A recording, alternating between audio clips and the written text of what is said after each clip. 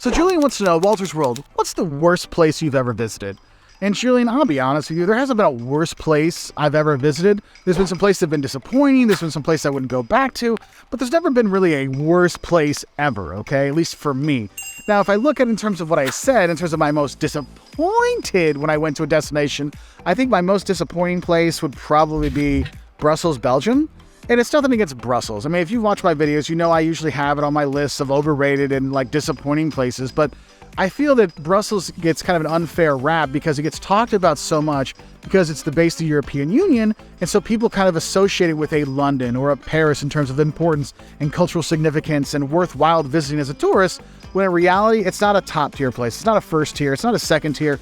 Brussels is more of a third tier city to visit when you're coming to Europe. There are way better places to visit just in Belgium than Brussels when you're there. I mean, I know you got the Mannequin Pits, which is really tiny, about this size, a peen statue, and you got the beautiful square that's there and some museums, but overall, honestly, the most disappointing place I ever went to, yeah, was Brussels. And then the place I will be glad to never go back to again is Walt Disney World in Orlando, Florida.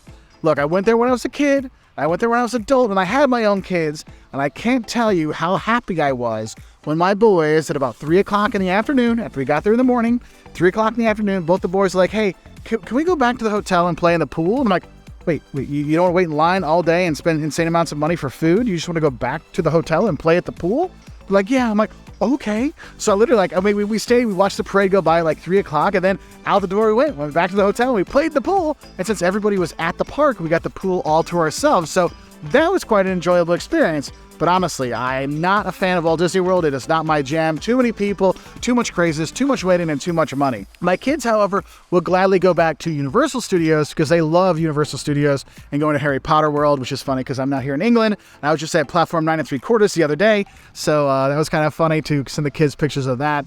But yeah, so those are my most disappointing and most unlikely to see Wolters World ever going back there out there. So Julian, I hope that answers your question the best I can, because in all honesty, I mean, I would still go back most places. I wouldn't say that. I would never go back, but those are two least likely for me to go back to as a tourist. If you have questions for us, please put in the comments section below. We'll try to make a video and answer your questions. So have a great time, and I'll say bye here in York, England, which is not disappointing. This is actually my favorite town to come visit in England, so I hope you'll come here too. And I'll say bye from here in York.